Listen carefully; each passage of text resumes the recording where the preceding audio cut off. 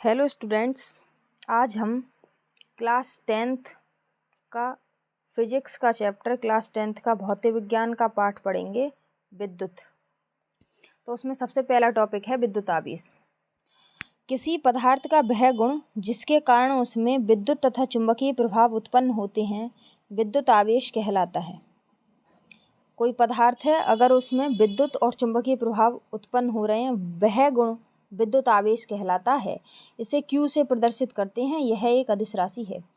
Q बराबर होगा Ne के, जहाँ N इलेक्ट्रॉन्स की संख्या है, E एक इलेक्ट्रॉन पर आवेश है, 1.6 गुणा 10⁻⁻19 कूलम। अगर हम आगे बात करें तो वैद्युत आवेश को समझा अभी हमने। वैद्युत आवेश दो प्रकार के होते हैं, एक धनावेश और एक ऋणावेश।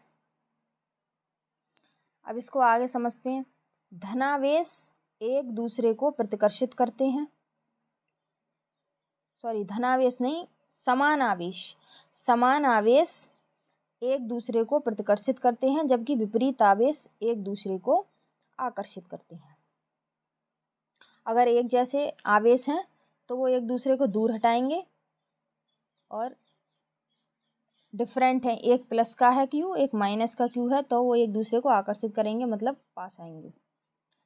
आवेश का मात्रक कूलाम होता है। किसी वस्तु के ऋणात्मक या धनात्मक होने पर तात्पर्य यह है कि इस पर इलेक्ट्रॉनों की अधिकता है या कमी।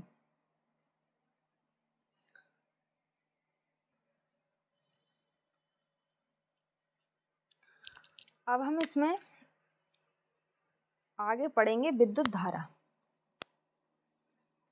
हम लिखेंगे विद्युत धारा। विद्युत धारा को समझेंगे अभी।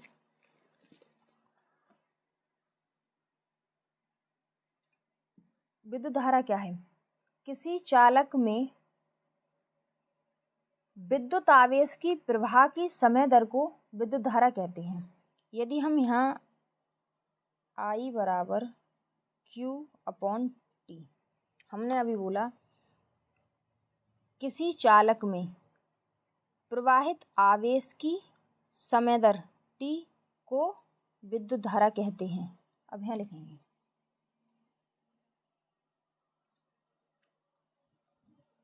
किसी चालक में प्रवाहित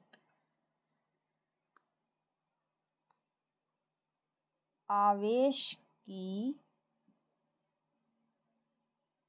समय दर को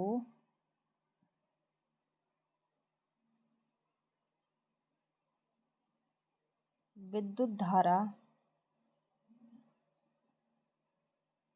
कहते हैं। यहाँ हम लिख सकते हैं, इसे I से प्रदर्शित करते हैं।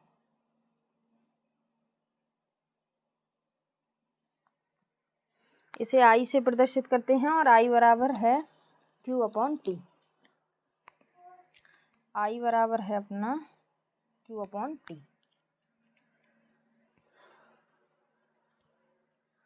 और इसमें लिख सकते हैं कि इस विद्युत धारा के मापन हेतु अमीटर का प्रयोग किया जाता है।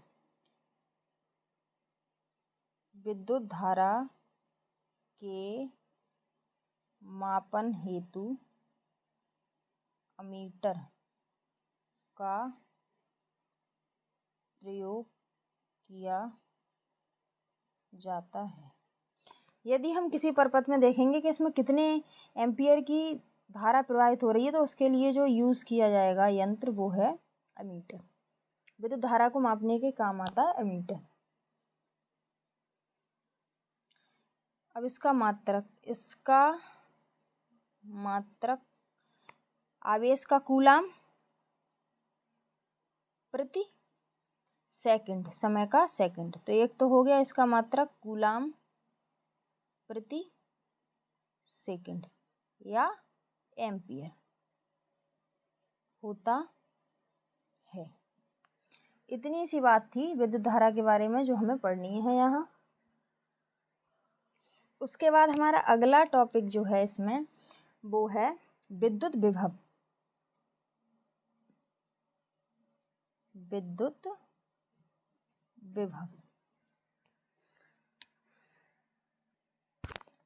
वैद्युत विभव, वैद्युत विभव को अगर हम समझना चाहें, परिभाषा भी लिखेंगे, पहले इसको थोड़ा सा समझ ले रहे हैं। वैद्युत विभव में यह है कि ये कोई आवेश रखा है हमारा, ये इसका वैद्युत क्षेत्र है, मान लिया ये इसका, ये आवेश है, ये इसका वैद्युत क्षेत्र है, और कोई एक अन्य आवेश कहाँ पे रखा है, ये हमने मान लिया कोई बिंदु, इसको हम कह रहे हैं ये अनंत है, ये अनंत पे हमारा ये कोई आवेश रखा है। तो इन्होंने कहा है कि किसी आवेश को अनंत से वैद्युत क्षेत्र के अंदर किसी बिंदु तक लाने में किया गया कार्य, जो कार्य कराओगे यहाँ से इसको लाने में जो कार्य कराओगे वो W है, किया गया कार्य क्या कहलाता है, वैद्युत विभव कहलाता है। अभी इसकी डेफिनेशन लिखेंगे और अच्छे से फिर और अच्छे से समझ में आएगा। एकांक धनावेश को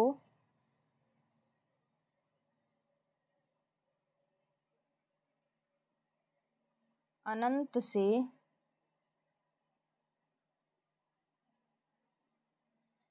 विद्युत क्षेत्र में स्थित किसी बिंदु तक लाने में किया गया कार्य,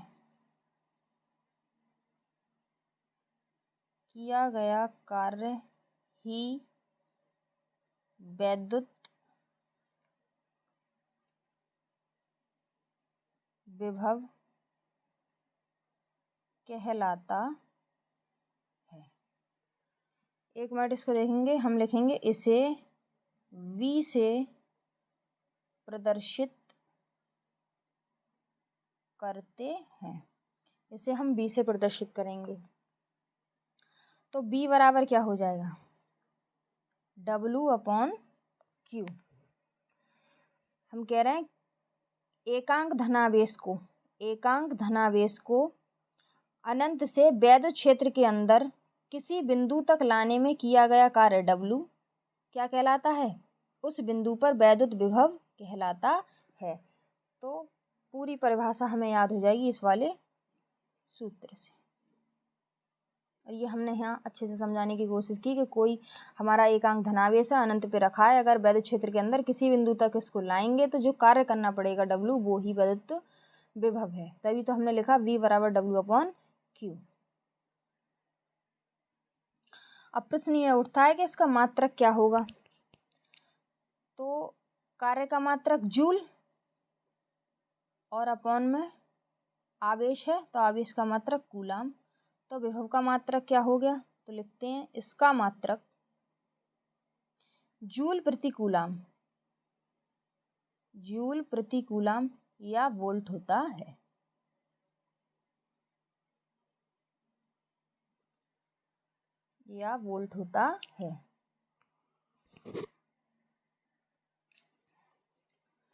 अगला हमारा टॉपिक है इसमें विद्युत विभवांतर। अभी हमने पढ़ा विद्युत विभव, अब हम पढ़ेंगे विद्युत विभवांतर।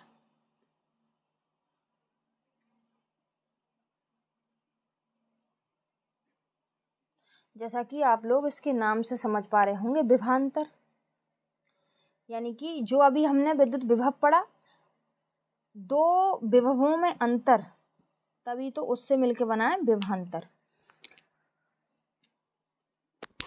इसको अगर हम समझें तो वैद्युत क्षेत्र है, किसी वैद्युत क्षेत्र में एकांक आवेश को एक बिंदु से दूसरे बिंदु तक ले जाने में किया गया कार्य वैद्युत विभवांतर कहलाता है।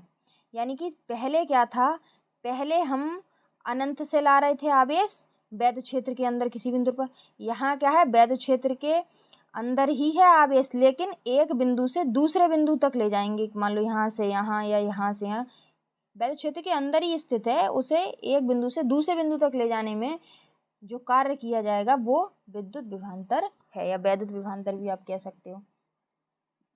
तो डिफरेंस आप समझ में आ गया, वहाँ अनंत से लाना है आवेश को वैद्युत क्षेत्र के अंदर, यहाँ वैद्युत क्षेत्र के अंदर ही है, लेकिन एक बिंदु से दूसरे बिंदु तक उसे ले जाने में जो कार्य होगा वो विद्युत विभवांतर कहलाता है। तो इसकी डेफिनेशन लिखेंगे, किसी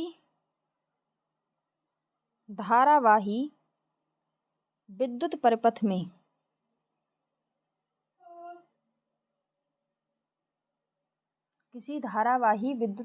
में दो बिंदुओं के बीच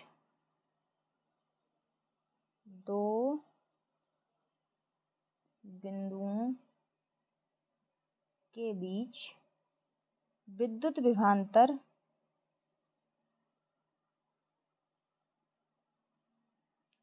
वह कार्य है जो एकांक आवेश को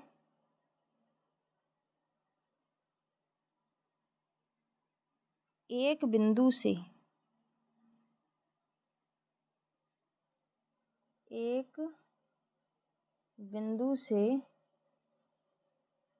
दूसरे बिंदु तक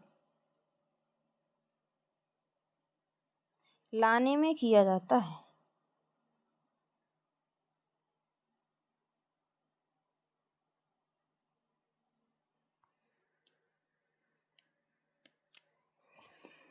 यहाँ क्योंकि विभव में अंतर है, इसको हमने डेल्टा V से लिखा है बराबर W/Q।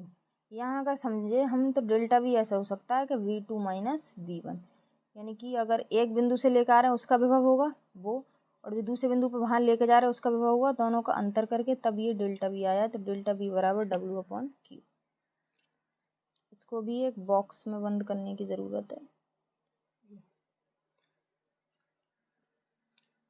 इसका मात्रक क्या होगा?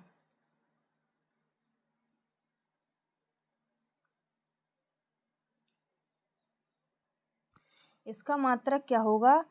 यहाँ भी जूल है कार्य का मात्रक और आवेश का कूलम, तो वैद्युत विभव और वैद्युत विभवांतर दोनों के मात्रक सेम ही है, क्योंकि यहाँ की जो हमें दिख रहा है ये पोजीशन ये सेम ही है ना, इसलिए तो क्या लिखेंगे? इसका मात्रक जूल प्रति कूलम अथवा वोल्ट होता है। इसके मापन के लिए वोल्टमीटर का प्रयोग करते हैं। इसके मापन हेतु वोल्टमीटर का प्रयोग किया जाता है।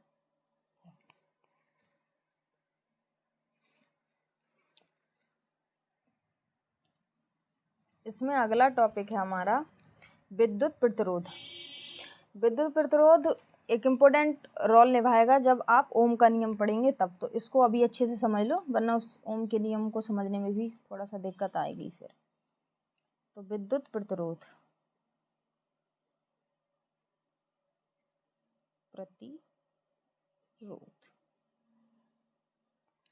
विद्युत प्रतिरोध क्या है? धारा के मार्ग में उत्पन्न अवरोध या रुकावट या बाधा को विद्युत प्रतिरोध कहते हैं। सिंपल सी चीज है, तो हम लिखेंगे विद्युत धारा के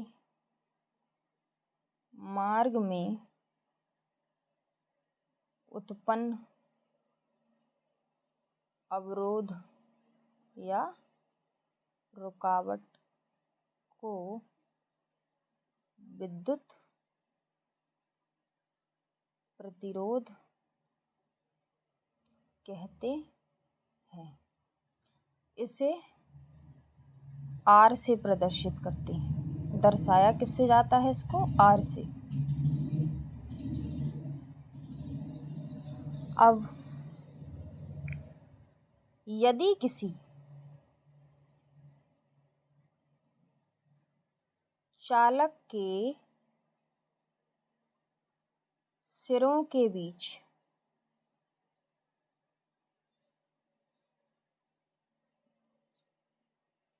विभवांतर V वोल्ट हो व उसमें बहने वाली धारा I हो, व उसमें बहने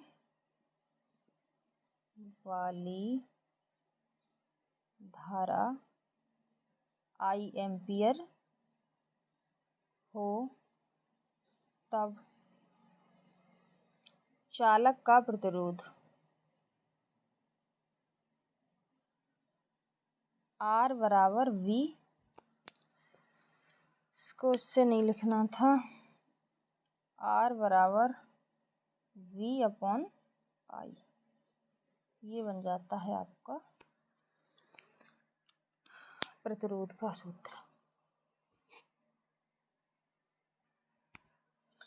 अगला इम्पोर्टेंट नियम है ओम का नियम। इम्पोर्टेंट लिखते हैं सबसे पहले, ठीक है, क्योंकि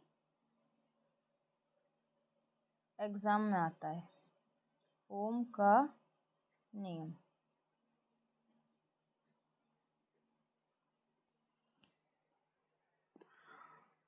ओम का नियम, ओम के नियम में बस इतना कहा गया है कि यदि कोई चालक है और उसके ताप व उसकी भौतिक अवस्थाएं जो हैं उनमें यदि हम कोई परिवर्तन ना करें, यानी कि उसकी चालक की भौतिक अवस्थाएं अपरिवर्तित रहें, तो उसके सिरों पर लगाया गया विभवांतर जो B होगा वो समानुपाती होगा I के। तब इसको लिखेंगे फिर और समझेंगे। किसी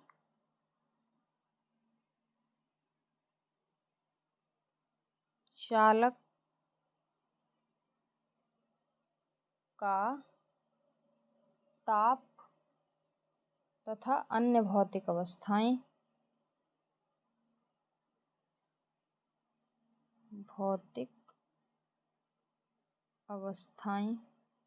भौतिक अवस्थाओं में आ जाता है हमारा लंबाई, क्षेत्रफल आदि, और भी एक दो चीज़ ऐड होंगी इसमें, ठीक है, अपरिवर्तित रहें,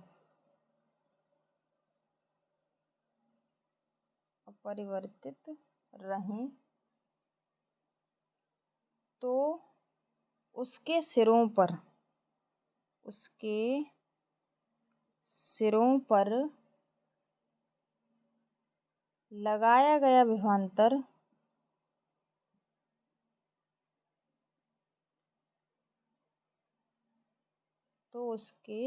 पर लगाया गया विभवांतर उसमें बहने वाली धारा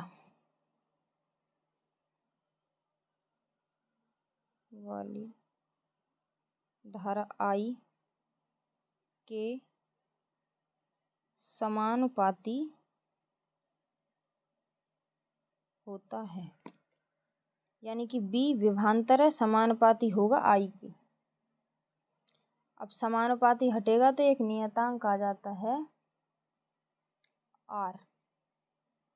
क्या नियतांक आ जाएगा? R। तो I तो है हमारे पास, इसको कैपिटल I बना सकते हो चाहो तो, IR, या इसको ऐसे भी लिख सकते हैं B अपॉन I बराबर R। ये इसका नियम है। किसी चालक का ताप तथा अन्य भौतिक अवस्थाएं अपरिवर्तित रहें, उनमें परिवर्तन ना किया जाए, तो उसके सिरों पर लगाया गया विभवांतर उसमें बहने वाली धारा I के समानुपाती होता है। या फिर हम यूं कहें कि उसके सिरों पर लगाए गए विभवांतर व उसमें बहने वाली धारा का अनुपात नियत होता है, क्योंकि V अपॉन I का अनुपात ही है ये, इसके बटे में तो इसका अनुपात है वो नियत रहता है, क्योंकि R क्या है? एक नियतांक है। दोनों तरह से आप इस बात को कह सकते हो। अगर इसमें देखें तो जहाँ B बराबर विद्युत विभवांतर, ठीक है, I क्या है? तार में प्रवाहित धारा,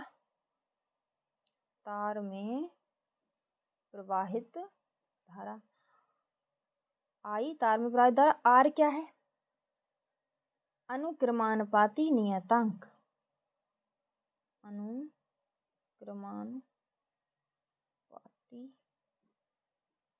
नियतांक, और इसी अनुक्रमानुपाती नियतांक को विद्युत प्रतिरोध कहते हैं। अब अगला ये इसी का ओम का नियम पढ़ा, अब हम पढ़ेंगे ओम के नियम का सत्यापन। ओम के नियम का सत्यापन, वेरिफिकेशन ऑफ ओम्स लॉ, इसको पढ़ेंगे। ओम का नियम केवल धात्विक चालकों और मिश्र धातुओं के चालकों के लिए ही लागू होता है। इनका कहने का मीन्स ये, अचालकों पर ओम का नियम लागू नहीं होता। यदि परिपथ में लगाए गए विभवांतर V व धारा I के मध्य ग्राफ खींचें तो एक सरल रेखा प्राप्त होती है। परिपथ में लगाए गए विभवांतर V और धारा I के बीच अगर हम ग्राफ खींचें तो एक सरल रेखा प्राप्त होती है। सरल रेखा क्यों प्राप्त हो रही है, उसका रीज़न ये है कि हमने अभी ओम का नियम पढ़ा तो V/I बराबर R आया, यानी कि इनका अनुपात करोगे तो एक नियतांक प्राप्त होता है, तो इसीलिए एक सरल रेखा प्राप्त हो रही है। आगे इसका हमें ये वाला चित्र बनाना है। यहाँ बैटरी दिखाई, एक कुंजी, अमीटर, प्रतिरोध तार, धारा नियंत्रक। इसकी सहायता से हम ओम के नियम का सत्यापन करेंगे। इसको सत्यापित करने हेतु एक बैटरी, एमीटर, धारा नियंत्रक तथा प्रतिरोध तार को परिपथ आरेख के अनुसार श्रेणी क्रम में जोड़ते हैं तथा प्रतिरोध तार के सिरों के मध्य एक वोल्टमीटर लगाते हैं। परिपथ में कुंजी K लगाते ही धारा प्रवाहित होती है। धारा I का मान एमीटर A से तथा प्रतिरोध के सिरों का विभवांतर V वोल्टमीटर से पढ़ते हैं। ये जो हमने यहाँ पे अपना पूरा एपरेटस लगा रखा है, उसमें एमीटर भी है, धारा नियंत्रक भी है, ऊपर वोल्टमीटर भी लगा हुआ है। तो हम इसमें क्या करेंगे, धारा का मान एमीटर से और जो विभवांतर है उसको वोल्टमीटर से पढ़ेंगे, यानी कि इसे हम नोट कर सकते हैं। और धारा नियंत्रक की सहायता से धारा का मान बढ़ाया भी जा सकता है, घटाया भी जा सकता है। तो वोल्टमीटर का पाठ्यांक भी यदि धारा नियंत्रक द्वारा धारा के मान को बढ़ाया जाता है, ये धारा नियंत्रक है, इसका कार्य है धारा को ये बढ़ा भी सकता है, घटा भी सकता है, तो इससे हम धारा के मान को घटा बढ़ा के देखेंगे और इस धारा के मान के लिए जो वोल्टमीटर में जो परिवर्तन आएगा उसको भी हम नोट करते चलेंगे। धारा के प्रत्येक मान के लिए वोल्टमीटर के पाठ्यांक को ग्राफ में निरूपित करने पर एक सीधी रेखा प्राप्त होती है। V और I का हमने मान नोट करते गए, हम धारा का मान धारा नियंत्रक से हम परिवर्तित किया हमने, फिर हमने एमीटर से धारा का मान भी लिखा और वोल्टमीटर से हमने विद्युत विभवांतर का भी मान हमने नोट किया। फिर उनका अनुपात करके देखा तो प्रत्येक बार समान आता है, V तथा I का अनुपात प्रत्येक बार समान आता है। फिर ये वाला चित्र है जिसमें धारा I है, विभवांतर भी है, इनके बीच सरल रेखा आ गई क्योंकि उनका अनुपात हर बार समान आ रहा है इसलिए। तो ये था ओम के नियम का सत्यापन। अगला टॉपिक हमें जो पढ़ना है वो है प्रतिरोधों का संयोजन। एक हम देखेंगे श्रेणी क्रम संयोजन, एक हम देखेंगे समांतर क्रम संयोजन। तो श्रेणी क्रम संयोजन में क्या है, श्रेणी क्रम संयोजन में प्रतिरोधों को इस प्रकार जोड़ा जाता है कि प्रत्येक प्रतिरोध का दूसरा सिरा अगले वाले प्रतिरोध के पहले सिरे से जुड़ा हो। इस प्रकार के संयोजन में सभी प्रतिरोधों में एक समान धारा प्रवाहित होती है। इस प्रकार ये जो हमने श्रेणी क्रम में अगर हम संयोजित करते हैं प्रतिरोधों को तो धारा समान रहती है, प्रत्येक प्रतिरोध में धारा यहाँ पर नहीं बदलती। तो ये इसका हम चित्र बनाएंगे, उसके बाद हम इसमें लिखना शुरू करते हैं। लिखना क्या है, माना 3 प्रतिरोध R1, R2 व R3 परिपथ के अनुसार श्रेणी क्रम में संयोजित हैं। श्रेणी क्रम इस तरह से होता है सीधा सीधा, और अगर हम समांतर क्रम की बात करें तो वो ऊपर होगा फिर यहाँ नीचे। अभी अगला टॉपिक वही है तो उसको वहाँ समझ लेंगे। जिनके सिरों के बीच विभवांतर क्रमशः V1, V2, V3 है। देखो R1 पर विभवांतर V1 है, R2 पर V2 है, R3 पर V3 है। तो धारा तथा प्रतिरोधों में धारा I प्रवाहित हो रही है ओम के नियम से। जो हमने अभी चित्र देखा था उसमें अगर हम पहले विभवांतर को अगर हम देखें V1 को, तो V1 बराबर आ जाएगा I R1 के, क्योंकि यहाँ धारा समान रहती है इसलिए V1 काय के बराबर आ गया I R1 के। ये जो वाली चीज़ हमने ली है वो ओम के नियम से आप समझ चुके होंगे। फिर इसमें हम V2 लेंगे तो I R2 के, क्योंकि प्रतिरोध तो अलग अलग है, सबकी धारा समान है। अगर हम V3 लेंगे तो वो बराबर हो जाएगी I R3 के। ये बन गई तीसरी समीकरण। अब हम लिखेंगे माना परिपथ में लगी बैटरी का विभवांतर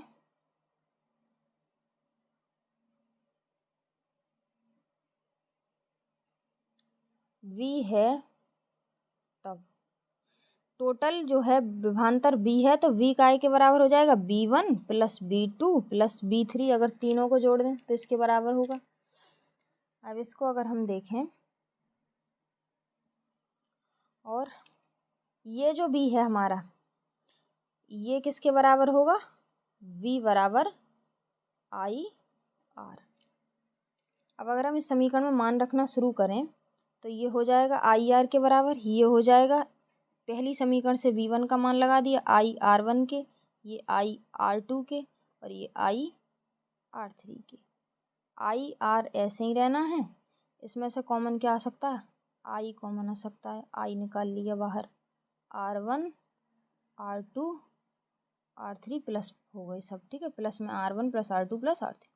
इस वाली I से वाली I कैंसिल हो जाएगी तो R बराबर रह जाएगा R1 plus R2 plus R3। ये आ गया हमारा श्रेणी क्रम समायोजन के लिए, प्रतिरोधों के श्रेणी क्रम समायोजन के लिए हमारे पास आ गया सिद्ध हो गया R बराबर R1 plus R2 plus R3।